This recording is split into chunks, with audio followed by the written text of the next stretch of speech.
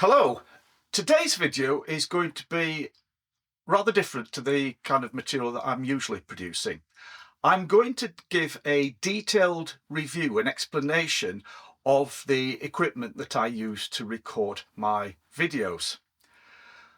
Over the time that I've been posting stuff on YouTube, I've had several people ask me, particularly in the comments to the videos, what cameras I use, what microphones I use, etc. And I've given them a brief answer in the comments there, but I've shied away from making a video about it because really, to be honest, I've not seen myself as being a proper YouTuber, if you like. I just do this as a hobby. I'm not chasing after views. I'm not chasing after subscribers. I just produce videos about things that interest me, that I enjoy doing, and if other people enjoy watching them, that's great. But the other day, I just suddenly realised that I've now produced well over 200 videos and I have well over 5,000 subscribers to the channel. So I guess I've got to the point now where, firstly, I'm going to have to call myself a proper YouTuber at this point. And secondly, I've learned an awful lot along the journey, and it's been a very enjoyable learning experience as well. So I've got to the point now where I have the equipment and I know how to use it in such a way that I can produce pretty good quality videos. So I'm going to share that with you. Now this will probably be quite a lengthy video because I'm going to go through all the equipment that I use in different scenarios and give an explanation of how I use it. So what I'll do is I'll break the video down into sections and I will index it to make it easier if you just want to jump ahead, if you're just interested in one particular aspect of what I'm doing. Let's start then with a brief overview. What I'm going to go through in this video is, first of all, what setup I use for recording riding videos and my adventure travel videos. So I'm going off for several days, some cases several weeks, and several months sometimes on my bike. Then what I take with me and how I capture that adventure. Then as an extension of that, the second section, I'll talk about how I record my riding vlogs. Those are the most common videos on this channel. That's where I'm riding along and I'm just talking about something of interest. In that situation, the quality of the audio is paramount, and so I've changed my setup for that to really improve the quality of the audio. So I'll talk about how I do that. And then moving on, I quite often go to rallies or shows, and I will record footage there, just looking at interesting bikes and what's happening at those events. And I actually use a different camera setup for that. I'll go through all of the cameras in a minute that I use, but I use my DJI pocket camera for that because it has a built-in gimbal. It's much better for that kind of situation. And then finally, I will talk about the equipment setup I use for recording my workshop videos when I'm doing mechanicking in the workshop and I'm trying to give you as good a visual as possible of what I'm doing. So again, a different camera setup for that. Okay, so let's get into the detail. Let's start off by looking at how I record my adventure riding videos. So by adventure riding, what I mean is when I'm off either on my KTM or on my Triumph Scrambler and I'm adventure riding, camping, usually out for several days, several weeks, and I'm just wanting to capture that adventure and what goes on. Now, in that situation, and indeed most recording situations, I have a philosophy, and that is keep it as simple as possible. So with the adventure riding, all of my recording gets done with one camera, which is my GoPro Hero. Mine's a GoPro Hero 9, which you can see here is mounted onto the front of my camera.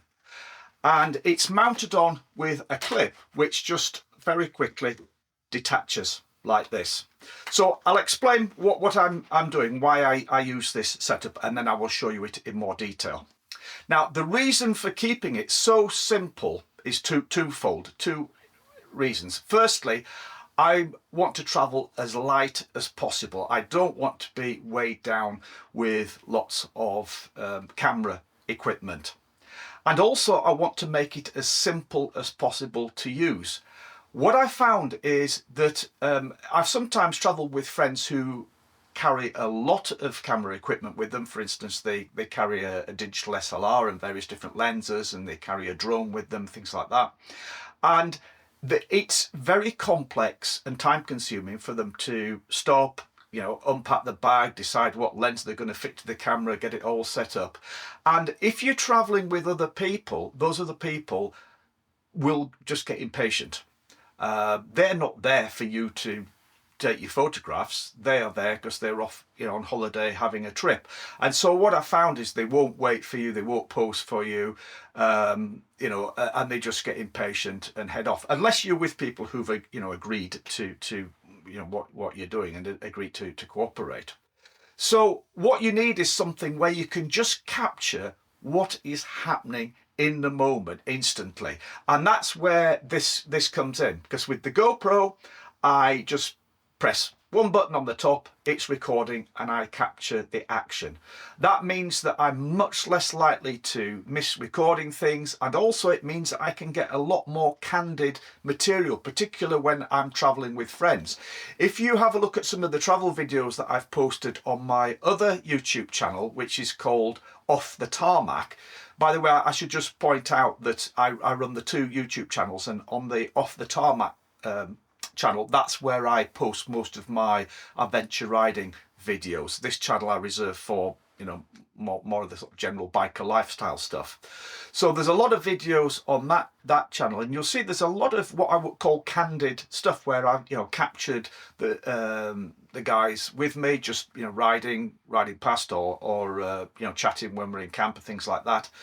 And I can do it because this camera is small and inobtrusive, and quite often they don't even notice that I'm recording. You know, I can just pop this on the table, or, you know, clip it onto my bike or my chair or something like that, and it's recording, and people are not really conscious of it. It's very easy to carry around. I just carry this. I carry a number of spare memory cards and a whole load of spare batteries for it, and that's it. That's the entirety of my setup. And so it's simple to use, and it ensures that I capture all the action that I can. Now, yeah, not necessarily the best quality video recording on it, not necessarily the best quality audio, but at least I'm capturing the adventure. And over time I've found ways of improving the quality of the video and the audio, and I'll go into some detail with that. But first of all, let me just show you this setup in more detail. So I'll pop the helmet down a sec. So this is called a Dango Design Gripper clip, I think. And if I hold it up to the camera there, you can see it. And you can get these widely, just Google it. I'll put the description, the details in the description to the video.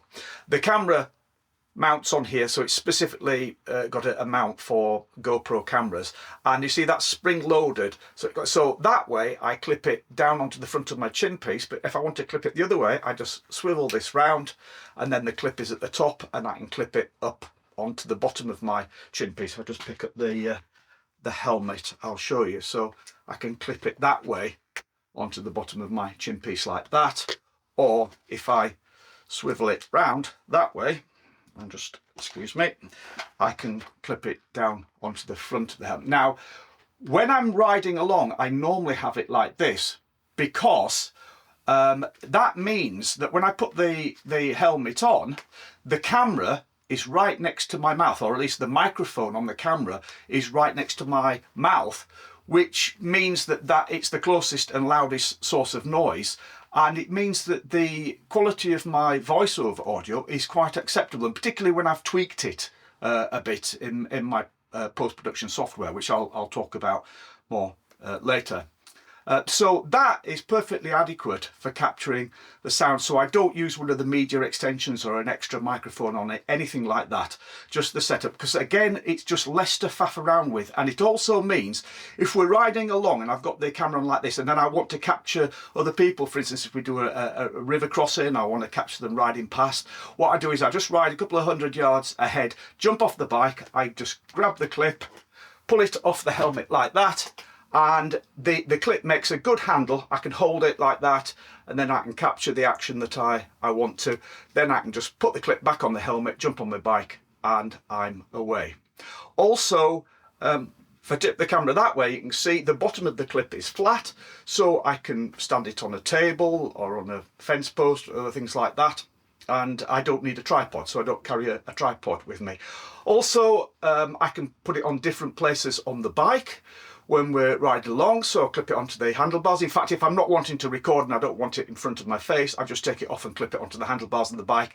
Never ever fallen off, even riding on really rough off-road, because you can see the clip it's quite strong. You can see I'm having to squeeze it quite hard. It's got soft rubber teeth on either side, which grip really well on whatever you put it on, and it's never ever come off. But I'm clip it on if I want to get a shot of myself riding along, I clip it on the mirror facing me, on the wing mirror, on the handlebars, or on the screen of the bike facing towards me, and I can get that sort of selfie shot with it, or I can put it on the screen like that. Some of the videos I put it on the screen like that, and then you get that forward shot.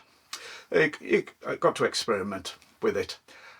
Sometimes I do use a chest harness as well, so I've got it down, down to mounted on my chest. But I've got a couple of issues with that. One is it's more difficult to capture audio like that, but then because it's the camera's further away from your mouth, and also because I've got such a long beard, there's a risk that all I'm going to get is a veil of my beard on top. So I've got to sort of tuck the beard out the way like that if I've got it mounted on a chest mount. The advantage of using the chest mount is that it's pointing forward no matter where you're moving your head. So if you're in traffic, if I find in traffic and I'm constantly checking my mirrors and checking over my shoulder and what have you, it can be a bit disorientating for the viewer of the video when it's swishing all over the place. So in that kind of situation, it's nice to just have it on your chest and just got that forward pointing on. Roundabout camp, when we're camping, then again the microphone in the camera seems to be perfectly adequate for picking up the conversation, and when I tweak the EQ a little bit in the software, and I'll explain about that more detail later, then I've been perfectly happy with that. So that is all you need really to capture really good footage. However, I quite often do carry a second camera with me, so let me show you that. So this is the second camera that I carry with me when I'm off riding. It's a Sony RX100 Mark VII, and as you can see, it's just a compact camera. So again, my philosophy is keep it as simple as possible.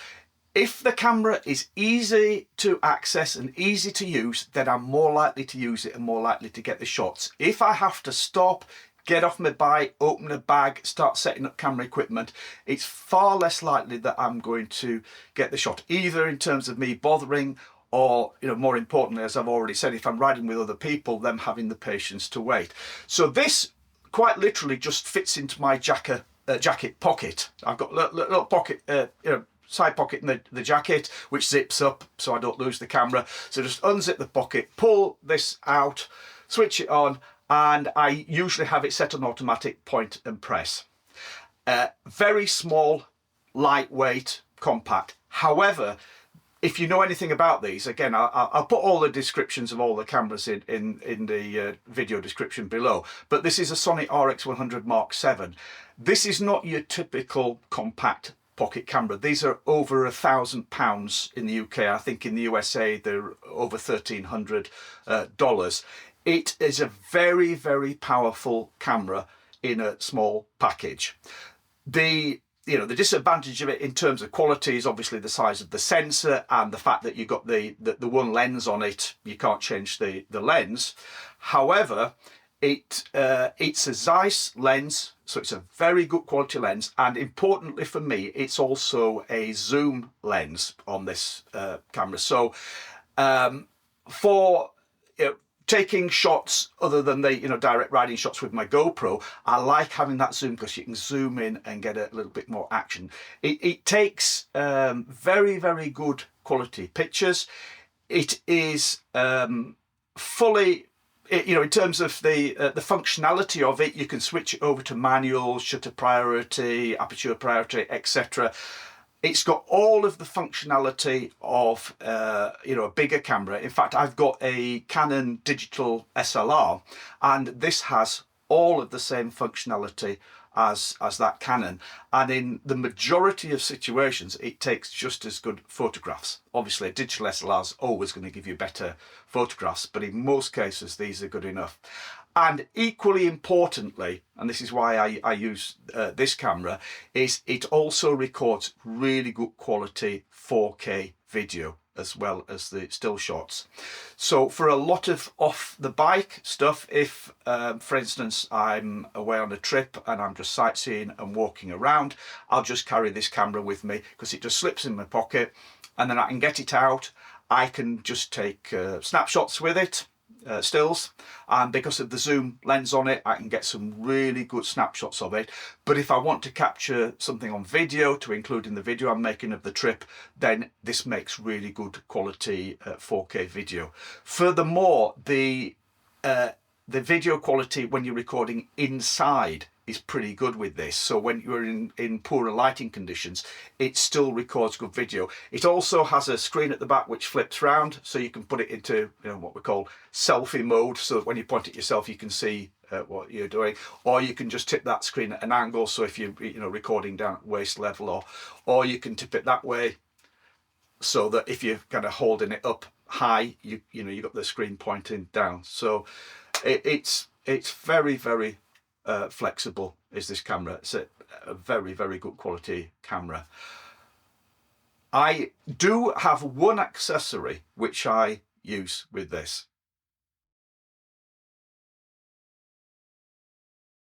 This is just the one accessory that I carry because I find it useful with this camera. So I would only use this if I had some time off the bike, if I was sightseeing, looking around. It's a handle come tripod, and it's one of these, I don't know what you call it, intelligent one, active one, whatever. All of the controls for the camera are in the handle. So you can hold the handle like this and you can switch the camera on and off. You can take stills, you can record video, zoom in and out. You've got all of the controls that you need on the handle here, and then the handle folds out to convert to a tripod. So you just tip the camera back, you've got a tripod there. So if you just unlock this this swivel here, levels the camera there, so you can see you've got a tripod. And it's very, very lightweight is this this handle as well. So don't normally use it with the camera, but if I've got a day off the bike and I'm looking around sightseeing, I'll shove that handle in my pocket along with the camera. Then I can use it. So Sony do make these handles like this. They're about £100 UK. This is an aftermarket one which cost me about £35, and it does exactly the same job, and it's been fine the time that I've had it. So that would be the totality of my setup when I was going on a longer tour. So just to recap, if I'm just out for a day ride with some friends, or just a long weekend, I'll probably just take the GoPro to travel as lightly as possible. If I'm off on a longer trip on holiday and I want to capture more still photographs and more off the bike video, then I will take this Sony camera, and I'll take this handle as well. Moving on then, let's talk about how I record my video dialogues, if you like, the vlogs. That's when I'm riding along and chatting about something. I use my GoPro Hero either on a chest mount or on the chin mount with that Dango Design clip that I showed you earlier. But what I found is, to improve the quality of the audio, the best thing to do is to record the audio separately. So for those kind of riding videos when I'm just riding along and talking to you, the viewer, then I have typically recorded the audio separately. So I have here a Zoom H1 digital recorder, and as you can see, it's quite small and compact. It's got built-in microphones, but it's also got a microphone socket in the side. So I plug in a microphone, and I've got then just on the lead here, you can see I've got a little, I'm afraid I can't remember what make this is, but I've got a little microphone that then just clips inside my helmet next to my mouth. And obviously you've got to experiment getting the input level right on this. But that means then that I'm isolating the voice channel from the sound of the GoPro, which is outside the helmet, and obviously catching the wind noise and the engine noise, road noise, etc. Whereas because this is inside the helmet and it's right next to my mouth, then I'm able to capture much better quality audio. Also, then when I go into the video software, I'm able to synchronize the two, because the camera is still picking up my audio. So because it picks up the two, I'm able to synchronize the two. But what I can do then is I can turn down the audio from the camera to reduce the wind noise and the background noise, and then I can bring up the audio from the Zoom H1 so that my voiceover comes through more clearly. So it's not really much of a faff. It's this, I have this in my jacket pocket. There's just the one cable goes down inside my helmet. So once I put my helmet on, usually just kind of reach up inside, clip. Yeah, I clip it inside the helmet, and so, because I'm so hairy, I sometimes actually just clip it onto my beard, and then it's secure there inside the helmet next to my mouth like that. And then press record on the camera, and then I'm away. But that's only for when I'm doing the video logs. A lot of the stuff, in fact, sometimes with the vlogs, I am just using the microphone on the GoPro camera, because it's got good noise cancellation and it picks up the voice quite well. But you can tell over the years with the recordings I've done how the quality varies, and I've learned this is the best way to get quality video. So that's my riding vlogs. The audio is recorded separately to the camera and then synchronized, linked up on my software afterwards. Let's have a look at the setup I use when I'm at events, rallies, bike shows, things like that, when I'm just wandering around and wanting to capture some nice footage of the interesting bikes and things that are going on. For that, I tend to use this, which is my DJI, so I just put the case down here. This is my DJI Pocket. And I've got the extension on the bottom there. If you're familiar with these, I've got the extension on the bottom, which is an extended battery to give you more battery life, but also it's got a link in to a radio mic, which, and you can see I've got the radio mic comes with a deck cat on it. So you can get much better audio, and that this is, if you're, say, at a bike show, and it tends to be quite noisy, the background noise at bike shows, because the acoustics are never very good in these places.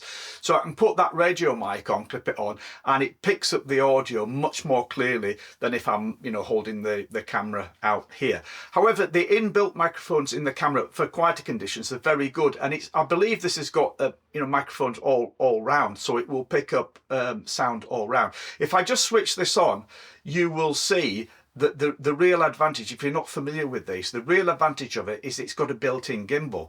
So as I move the handle around, you can see that the actual camera lens stays stable. So that is great, because if I want to get close up at bikes things, then I can just sort of drop this down. If I'll just sort of tip it now, drop it down to sort of knee height, just hold it, my hand down at knee height and come in close, and I'm not having to sort of grovel around on the floor with my camera to get those kind of low down shots. And if I hold it up high, again, it stays steady. So that gimbal is fantastic for getting different shots.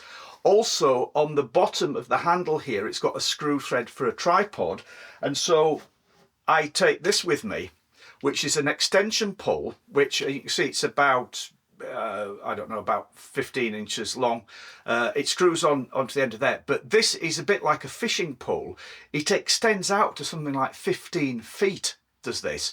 So I can put the camera on the top of this, extend it, and then lift this up, and I call it my fake drone, because you can then, because the gimbal keeps the camera angle whatever you set it at, I can lift this camera up about 15 feet in the air, walk around with it, and it looks like I'm getting a drone shot without the hassle of trying to fly a drone, or being able to do it in places where I wouldn't be able to use a drone. So for example, indoors at bike events and where there are a lot of people around, it wouldn't be safe flying a drone.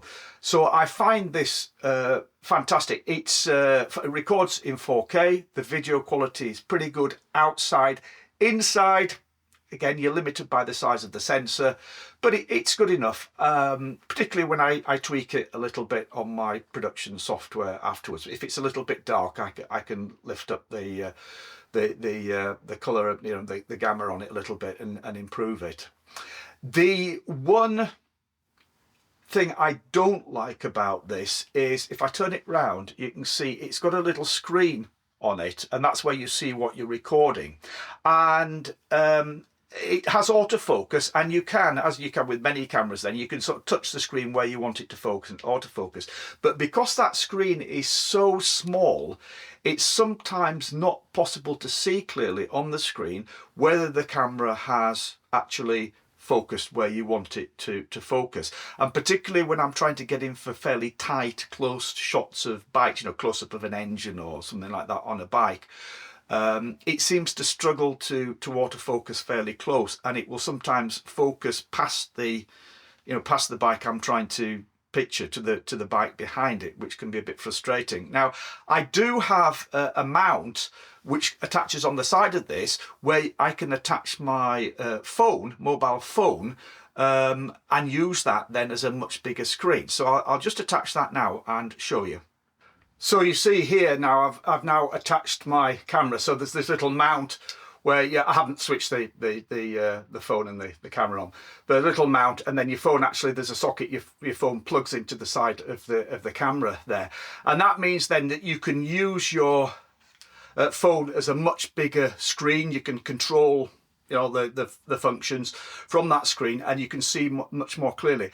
But hopefully you can see that then changes it from being a very small, handy, compact camera to being something much more bulky and awkward to carry around. So maybe if I'm wandering around a show, I will clip it on, but in the main part I don't bother using that. So if I just unclip this, because this is the case that it comes in, and that just pops in the case like that, where it's perfectly safe. That case protects the gimbal, so you don't damage the gimbal. That just slides into my hip pocket in my trousers. I pull it out, press the on button, we're up and running, recording. It's that quick and easy. When I finish recording, switch it off, shuts down, slide it into its case, put it in my pocket. Again, the philosophy that I keep talking about that I have is keep things as simple as possible. You're carrying less stuff around then, makes life less complicated, and it's just quick and easy to get it up and running, which means that you capture the things, rather than whatever you want it to capture has gone long past by the time you've got set up. I just find that keeping it simple like this means I'm not weighed down with big bags full of camera equipment, and I can record everything I want. So if I go to a bike show, I'll typically have this in one pocket. I'll have the Sony RX100 in the other pocket. I use the Sony RX100 for taking stills, do some video shots with that. Because I can override and get much better focus with the Sony, I will maybe use that for some shots like that. But in the main, I use this, and that's great. So that's for rallies, bike shows, other events where I'm off the bike and I'm just wanting to capture what's going on.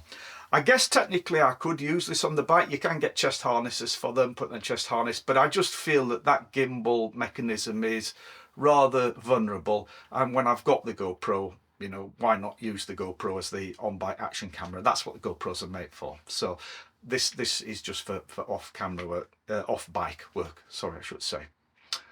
All right, let's move on. I do have a drone. here's my drone. It's a DJI Mini 4 Pro, which I believe is the latest one. I bought it the back end of last year. These things are absolutely awesome. It's amazing, and I have such fun with this. However, if you regularly watch this channel, you will think, well, I don't really see much footage from a drone on it, and you're right. I actually don't use it very much for recording videos for the channel, and there are a couple of reasons for that. One is that really, when you're getting these aerial shots from a drone, even though they're very spectacular, it's what we call B-roll in movie terms. You know, it's the sort of, you know, background aside shots rather than the main action. And for the most part, I don't make those kind of videos. I mean, I do occasionally. So you'll see some of the adventure riding videos where I'll maybe do a sort of wide panoramic, you know, drone shot of the area where we're riding. But my videos are either, you know, about the immediacy of, you know, what's happening, or you know, in the workshop, or you know, I'm just riding along first person talking. So I find that I don't actually have a lot of application for using drone shots in my videos, but that's not to say I, you know, maybe not use it more in the future. But another reason why you don't see it very often is, again, coming back to my philosophy of keeping things simple and carrying the absolute minimum of equipment. This is then suddenly a lot more equipment to be carrying. You've got the drone, which is very small and light, but you always need spare batteries with it, and then you need the controller as well. So I've got the controller down here, you know, and that's quite big. And then suddenly that's a lot of camera equipment. I mean, that's when it's all packed away, that's a bag that you've got to, you know, put somewhere, a whole bag full of equipment. It's more stuff to worry about in terms of getting it damaged or lost or stolen, and it's more faff in terms of setting it up and getting the drone up in the air. Now, I'll admit, as yet, I'm not very proficient with that, and I have got friends who use drones and they're just very fast with them. I'm trying to get better, and maybe as I get better at using the drone quickly and efficiently, I'll have more drone footage. But it is fun. It is fun to use, and I'll just show you a setup that I've got. So this is a ram mount, and it's a ram clamp mount, which will clamp, you know, usually clamp it on the handlebar, but you can clamp it all sorts of places, crash bars and things like that. And then you see I've got the ram on it, and then I've got one of these what they called quad lock. That's it. Sorry, I forgot the name. Got one of these quad locks, and I've put a quad lock on the back of the controller here, which means that I can, if I, now you see on all the adverts, they're very quick and easy to one of these, but yeah, there we are. Yeah. So you see, I can put that on there, mount that on my handlebars of the bike. So I've got the controller then on the handlebars in front of me. So I've got the controller switched on. You can get the drone up in the air, put it on follow mode, ride along. You know, and this is the controller with the screen built in, so you can see what the drones are, and you ride along and you get that footage. So, you know, I have kind of got it set up to use it really fairly quickly and efficiently. But I just find I have been out with it sometimes, and I've spent more time faffing around getting the drone footage than anything else. And at the end, I found out either I've not used it, or it's been like just, you know, 5 seconds of drone footage, and I just thought it's just not worth it. Maybe I'll use it more this summer if I just get out on day rides locally and I just go out to record some footage on my own. I've got all the time in the world. I can get it up in the air and mess around. But when I'm riding with friends, I'm just very conscious about not keeping them hanging around, and therefore, you know, just trying to capture footage as quickly as I can. So drone, lovely footage, but I don't really use it that much. Okay, let's move on to the last camera setup, which is the one that I use in the workshop for recording my mechanicking videos. I've recorded all the video up until now with this camera that I'm just about to show you, which is my Sony AX700. So I've just swapped, so I can show you this camera, to recording with my Sony RX100. So you will see from this that the RX100 produces pretty good quality video inside, but the audio is not quite so good on it. So what I've actually decided to do is invest in a better quality external microphone that I can use on this camera that I'm recording on at the moment, specifically if I want to use it in this kind of situation. For just out and about, the inbuilt microphone is good enough, but when you hear it in comparison direct back to back with the audio from this camera, then it's nowhere near as good. Right, so this is the last camera then, which is the one that I used for recording the workshop videos, particularly when I'm showing a lot of close-ups in the videos. And I use this, so you can see this is actually a video camcorder, dedicated video camcorder, although you can take stills with it, but I never have done. As I said, it's a Sony AX700, and where it fits in the camcorder family is it's sort of it's above the quality of the sort of typical camcorder that you might have to record your family holiday. It's kind of at the bottom end of the professional range is this one. For when I say professional, I mean people who do things like wedding videos and stuff like that. It's kind of at the bottom end of that range. So I'm not quite sure what the sort of price of these is. I think they're about £1,800 in the UK, £1,700, something like that. I'll look it up and I'll flash the price on the screen. But I invested in this just for two reasons. I just needed something that was going to give me much better quality video images indoors. You know, so in poorer light conditions indoors, i.e. in my workshop, and when you're trying to get into the nooks and crannies of a bike and recording, and you just need something with a bigger sensor to do that. And also I needed a camera that I could set up and record close up yet not be in my way, because one of the biggest problems when I'm trying to record mechanicing videos is, you know, you got your camera set up and then the camera's right where you want to be, you know, just to tighten that nut or whatever. So it's got a pretty good, it's got a Zeiss lens on it. So both my Sony cameras have got Zeiss lenses, real top quality lenses on it. But it's got a very good zoom on it as this. So it means I can set the camera up on a tripod. So I've got a good big steady tripod. I put it on a good quality tripod. Set it up way behind me like that and then zoom in over my shoulder. And I tend to use the manual focus where you can really focus in on that. If I'm, you know, showing a specific job, and I know I've got good crisp focus with that. So this, as you can see, is way too big, bulky and heavy for taking out and about recording. So this really just gets used in the workshop, where it's no problem have it stood in the corner on a tripod. But it does mean I get good quality 4K video recordings with this, which then I can edit down for the mechanicing video. So if you see some of the earlier mechanicing videos that I recorded when I started the YouTube channel at first, I was using those, I was recording those on a much smaller camcorder, one which, you know, as I say, the sort of one that you typically take on a family holiday, and I found it just wasn't cutting it in terms of the quality, in terms of being able to get good focus in there and get really good image quality. I should say one thing that I found is that lens quality is a big factor. It's not just about going for whatever camera has the most megapixels, or whether it does 4K or 8K or whatever. Lens quality just seemed to make a huge difference. Okay, so that's the last of my setups, which is for the workshop.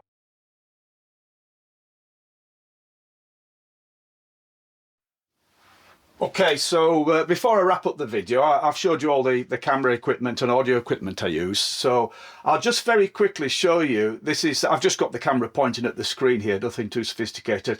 This is the editing software that I use, which is DaVinci Resolve.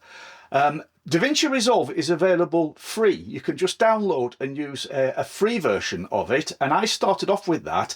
The free version is amazingly powerful. What you get for a free bit of software is incredible. But after using it for a while, I decided to invest in the professional version. So this one you see here is the professional version, which just has more bells and whistles on it.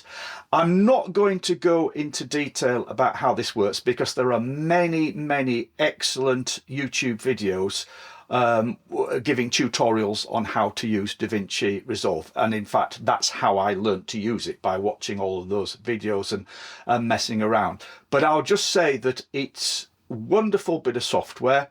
It's far more powerful than anything that I would ever need.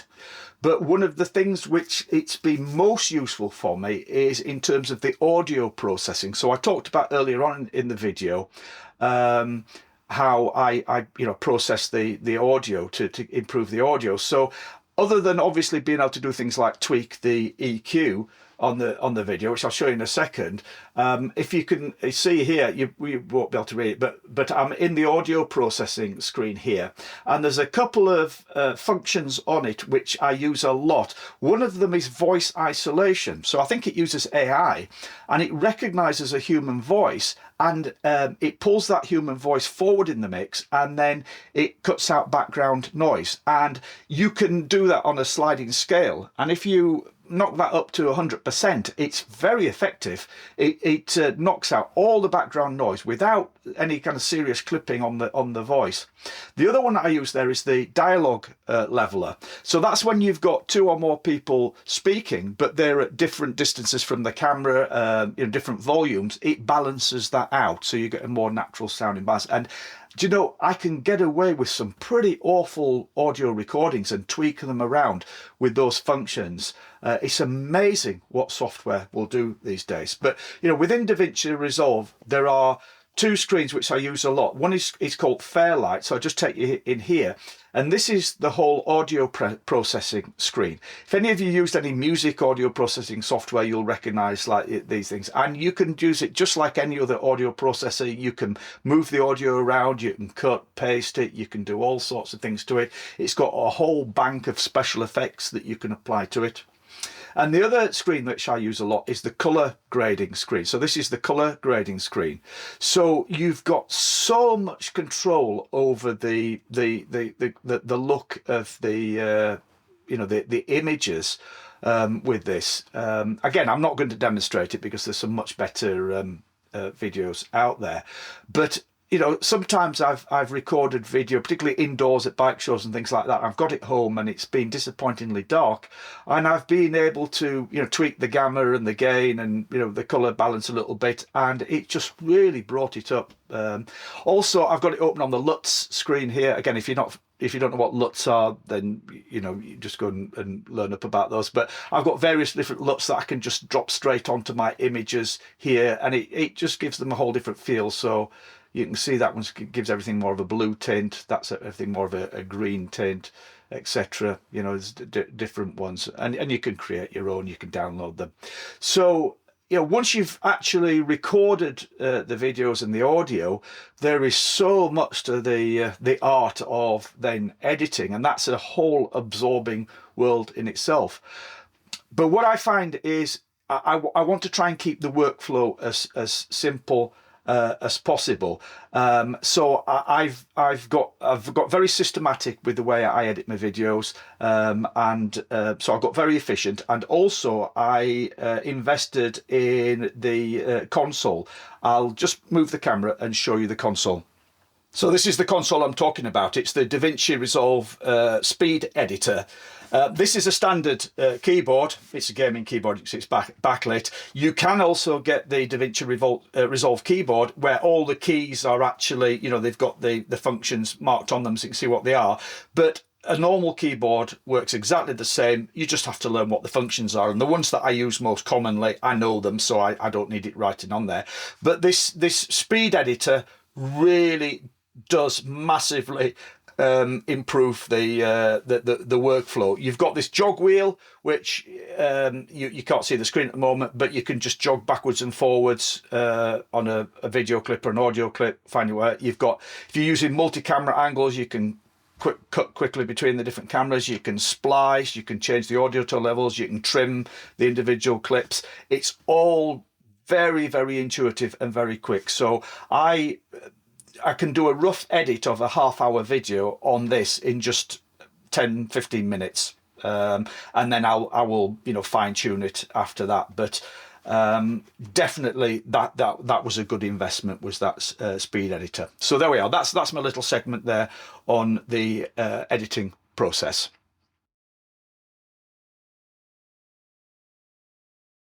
I'm just going to finish this video off then with this last section, which is a few thoughts, reflections on my experience of running this YouTube channel and of learning how to make better quality videos. So if you're still with me at this point, thank you very much for sticking with me. I hope you found this video useful and interesting. So it has been a very interesting journey, and that's what keeps me going. Now, I should point out that this YouTube channel is not a commercial venture. I never set this YouTube channel up with a view of it being a commercial venture, i.e., being a full-time YouTuber and making money out of it. That was never my intention.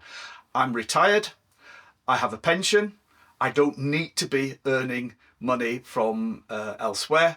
And so I set up the channel to make videos about what I'm interested in, videos that I enjoy making, and I stick with that. So, I appreciate that because of that, my content is generally of limited interest, and therefore this is never going to be a huge YouTube channel with a massive number of subscribers. But I'm happy with that, because if the people who do watch my videos enjoy them and get something from them, then that's great.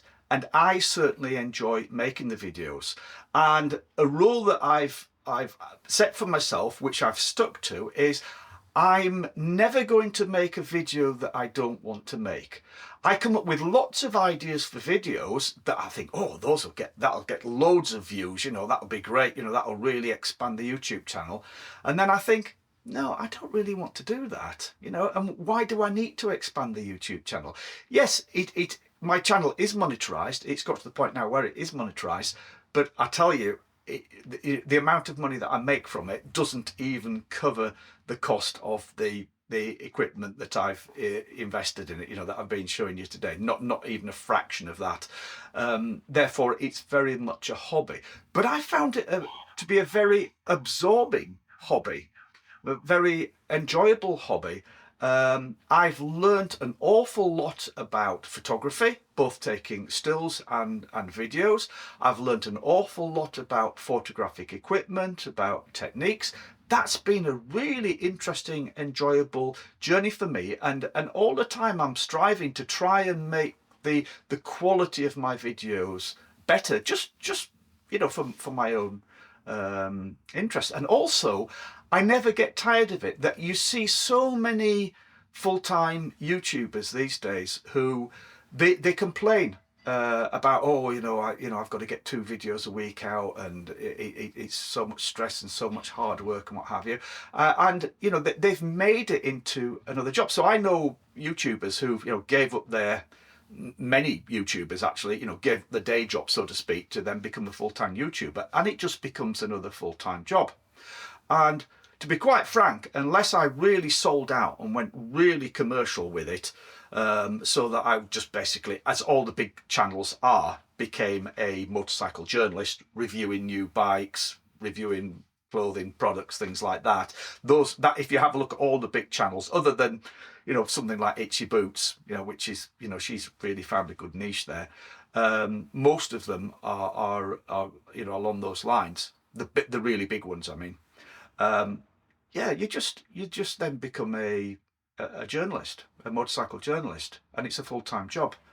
and that's not what I want. So if a week goes by and I don't want to make a video, then I don't make a video, because I'm not worried that my viewing numbers are going to drop off and what have you, because it doesn't really matter. So I guess what I'm trying to say here is that if you are watching this video because you want to make videos and you want to start your own YouTube channel, I think you want to have a clear view in mind of where you want to take it and what you want to do with it. Otherwise, you're likely to get very frustrated.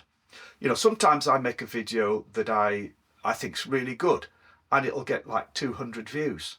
And you can get really disheartened if you're really, chasing after the views.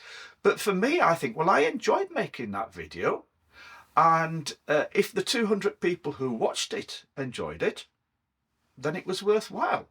And I don't care whether I make any money out of it or not. Again, I emphasize, I make hardly any money at all. You've got to get tens of thousands of views on all your videos to be making decent money. So, if I get a good video, that does well, it maybe makes me £10 or something like that, with the kind of viewing figures that I get. So it's irrelevant, is that. I'm not chasing after those. But more than anything, it's been a wonderful experience, and it continues to be. It's a creative process, and I think everybody enjoys creativity, and it's good for you. It's really good for you. It's creativity. So thank you very much. I know that last section was a little bit rambling, but I just, speaking from the heart there. I do hope you found this all useful and interesting. Thanks very much for watching. Probably back to normal videos next week, either riding or in the workshop. We'll see. But see you again soon. Cheers. Bye.